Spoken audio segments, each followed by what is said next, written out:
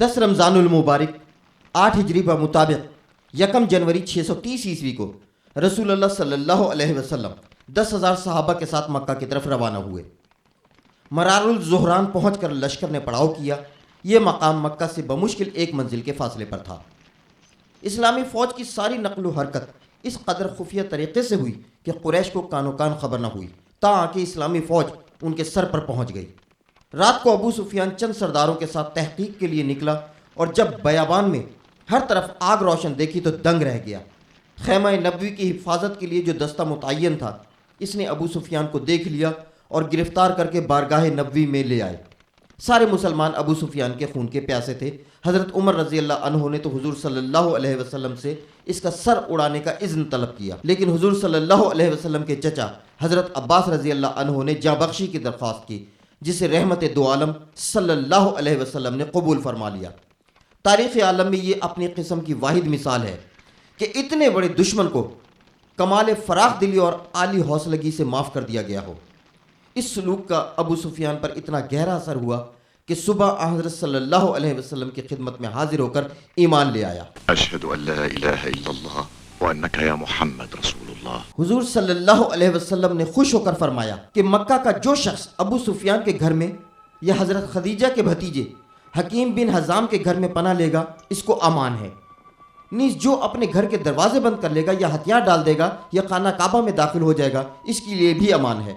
ابو سفیان اس عزت افزائی سے نہایت شادماں ہوا اور مکہ پہنچ کر اپنی قوم سے کہا کہ اسلامی لشکر کے مقابلے کی تم میں تاب نہیں، اس لیے اگر جان کی امان چاہتے ہو تو کعبہ میں یا میرے گھر میں پناہ لے لو، یا اپنے اپنے گھر کے دروازے بند کر لو اور تلواریں میان میں رکھو۔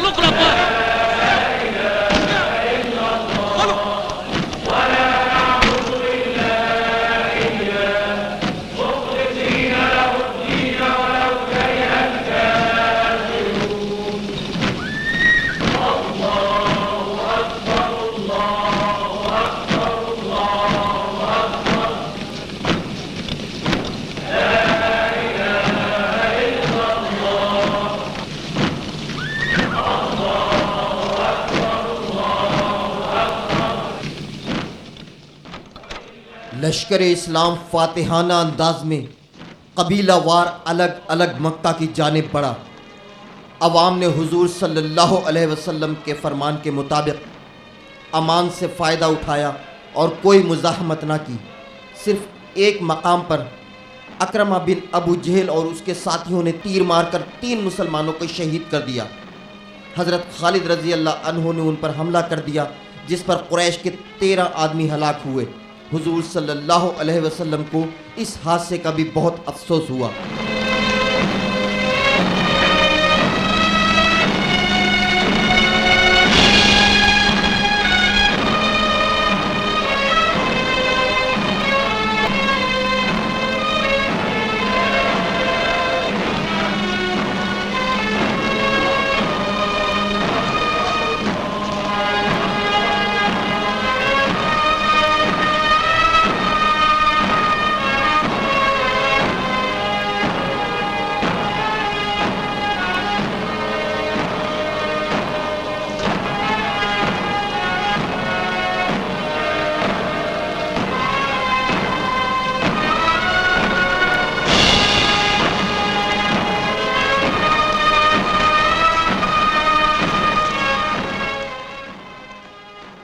جب ہر طرف سے اطمینان ہو گیا تو حضور صلی اللہ علیہ وسلم کعبہ کی طرف چلے، سواری پر 7 بار بیت اللہ کا طواف کیا، وہی کعبہ جس کی بنیاد دنیا کے سب سے بڑے بت شکن ابراہیم خلیل اللہ نے رکھی تھی، اس وقت 360 بتوں سے اٹا پڑا ہوا تھا۔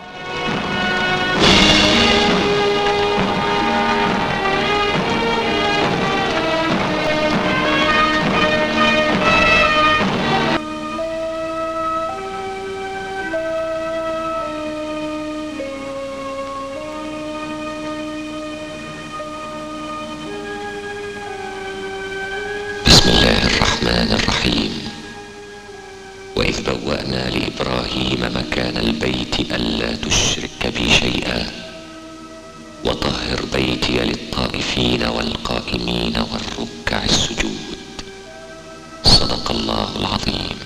حضور صلی اللہ علیہ وسلم نے حکم دیا کہ یہ سب بت اٹھا کر باہر پھینک دیے جائیں۔ حضرت عمر رضی اللہ عنہ نے بڑھ کر وہ تصویریں بھی مٹا دیں جو دیواروں پر بنی ہوئی تھیں۔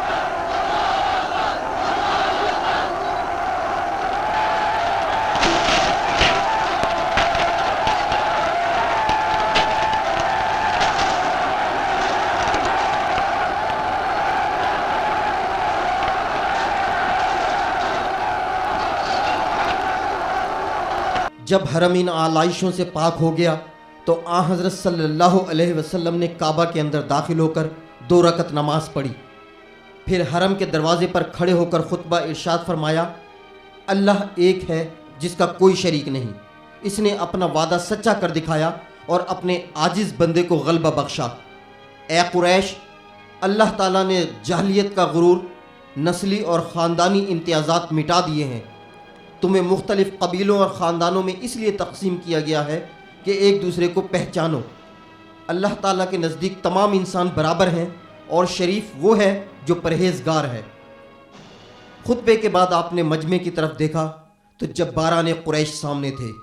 ان میں وہ حوصلہ مند بھی تھے جو اسلام کو مٹانے میں سب سے پیش تھے، وہ بھی تھے جن کی زبانیں رسول اللہ صلی اللہ علیہ وسلم پر گالیوں کے بادل برسایا کرتی تھیں، وہ بھی تھے جنہوں نے آن حضرت صلی اللہ علیہ وسلم کے راستے میں کانٹے بچھائے، وہ بھی تھے جو واس کے وقت حضور صلی اللہ علیہ وسلم کی ایڑیوں کو لہو لہان کر دیا کرتے تھے، وہ بھی تھے جن کی تشنہ لبی خون نبوت کے سوا کسی چیز سے نہیں بجھ سکتی تھی، وہ بھی تھے جن کے حملوں کے سیلاب مدینہ کی دیواروں سے آ کر ٹکراتے تھے، اور وہ بھی تھے جو مسلمانوں کو جلتی ریت پر لٹا لٹا کر ان کے سینوں پر آتشی مہریں لگایا کرتے تھے۔ سرور کائنات صلی اللہ علیہ وسلم نے ان کی طرف دیکھا اور پوچھا، تمہیں معلوم ہے میں تم سے کیا معاملہ کرنے والا ہوں؟ وہ لوگ پکار اٹھے، تو شریف بھائی ہے اور شریف برادر زادہ ہے۔ اس پر رحمت للعالمین نے فرمایا، تم پر کچھ الزام نہیں، جاؤ تم سب آزاد ہو۔ اسلامی لشکر کا مکہ میں فاتحانہ داخلہ اور غیر مسلم دشمنوں سے یہ فیاضانہ سلوک دنیا کی تاریخ میں ایک نادر مثال ہے۔ ہجرت مدینہ کے بعد مشرکین مکہ مہاجروں کی جائیداد پر قابض ہو گئے تھے، اسے واپس لینا مسلمانوں کا جائز حق تھا، لیکن آن حضرت صلی اللہ علیہ وسلم کے ارشاد پر مسلمان فاتحین اس حق سے بھی دستبردار ہو گئے۔ کفار مکہ کے دلوں پر اس فیاضی اور عفو عام کا نہایت اچھا اثر ہوا۔ انہوں نے اپنی گزشتہ غلطیوں پر بے انتہا ندامت محسوس کی اور بھاگ بھاگ کر حضور صلی اللہ علیہ وسلم کے ہاتھ پر بیعت کرنے لگے۔ قریش تمام عربوں کی نگاہ میں مذہبی پیشوا تھے کیونکہ کعبے کی تولیت ان کے سپرد تھی۔ اکثر قبائل دل سے تو اسلام کی طرف میلان رکھتے تھے، مگر محض اس لیے رکے ہوئے تھے کہ دیکھیں قریش کیا کرتے ہیں۔ گویا قریش کا اسلام لانا سارے عرب کا اسلام لانا تھا۔ چنانچہ فتح مکہ کے تھوڑے ہی عرصے بعد تمام قبائل عرب مسلمان ہو گئے۔ غزوہ حنین، مکہ اور طائف کی وادیوں میں حوازن اور ثقیف کے جنگجو قبائل آباد تھے۔ فتح مکہ کے بعد انہوں نے دیگر قبائل کی طرح اسلام قبول نہ کیا، بلکہ اپنے اقتدار کو خاک میں ملتا دیکھ کر مسلمانوں کے ساتھ مقابلے کی ٹھانی اور ایک بھاری جمعیت کے ساتھ مکے پر حملے کی نیت سے چل پڑے۔ حضرت صلی اللہ علیہ وسلم کو ان کے جارحانہ عزائم کی خبر ملی تو 12,000 مجاہدین کو ساتھ لے کر نکلے۔ اس لشکر میں 2,000 نو مسلم اور 100 غیر مسلم بھی شامل تھے۔ حنین کے مقام پر دونوں فوجوں کا سامنا ہوا۔ مسلمان فوجوں کو اگرچہ اپنی کثرت اور ساز و سامان پر ناز تھا، لیکن دشمن نے پہاڑی کمین گاہوں سے اس زور کی تیر اندازی کی کہ وہ ہراساں ہو کر بھاگنے لگے۔ صرف 100 جانباز حضور صلی اللہ علیہ وسلم کے ساتھ میدان میں رہ گئے اور بڑی بہادری سے میدان میں لڑتے رہے۔ آپ نے حضرت عباس رضی اللہ عنہ کو حکم دیا کہ انصار و مہاجرین کو پکاریں۔ آواز سنتے ہی پھر مسلمان پلٹے اور اس شدت سے حملے کیے کہ کفار مقابلے کی تاب نہ لا کر بھاگ نکلے۔ بنو ثقیف نے طائف کا رخ کیا اور بنو حوازن نے اوتاس کی گھاٹی میں جا کر پناہ لی، لیکن مسلمانوں نے اوتاس پہنچ کر انہیں پھر شکست دی اور بنی ثقیف کی مزید سرکوبی کے لیے طائف کا محاصرہ کر لیا، جو 20 روز تک جاری رہا۔ قلعے کی فصیل اس قدر مضبوط تھی کہ منجنیق اور دیگر قلعہ شکن آلات کارگر نہ ہو سکے۔ آخر حضرت صلی اللہ علیہ وسلم نے ایک صحابی کے مشورے سے محاصرہ اٹھا لیا۔ غزوہ تبوک، رجب 9 ہجری میں اطلاع ملی کہ شام کے عیسائی سریہ موتا کی ہزیمت کا بدلہ لینے کے لیے مشہور جرنیل غسانی کی قیادت میں ایک بہت بڑی جمعیت کے ساتھ مدینے پر حملہ آور ہوا چاہتے ہیں۔ نیز یہ افواہ بھی پھیل گئی کہ ان کی امداد کے لیے ہرقل روم نے بھی 40,000 مسلح فوج بھیجی ہے۔ یہ سنا تو حضور صلی اللہ علیہ وسلم نے تیاری کا حکم دیا۔ مدینے میں ان دنوں سخت قحط تھا اور گرمی انتہائی شدید تھی۔ منافقوں کے لیے بڑی آزمائش کا وقت تھا، خود شریک ہونا تو درکنار۔ نامساعد حالات سے فائدہ اٹھاتے ہوئے انہوں نے دیگر مسلمانوں کو بھی بہکانا شروع کر دیا کہ وہ اس جہاد میں حصہ نہ لیں، لیکن ان کی ریشہ دوانیاں کارگر ثابت نہ ہوئیں اور چند ہی روز میں 30,000 مجاہدین حضور صلی اللہ علیہ وسلم کی قیادت میں روانہ ہوئے۔ تبوک کے مقام پر پہنچ کر معلوم ہوا کہ حملے کی افواہیں غلط تھیں، تاہم مسلمانوں نے 20 روز تک وہیں قیام کیا اور آس پاس کے عیسائی حکمرانوں کو متی بنا کر واپس لوٹے۔ اسی سنہ ہجری میں 300 مسلمانوں نے حضرت ابو بکر صدیق رضی اللہ عنہ کی سرکردگی میں پہلا حج کیا۔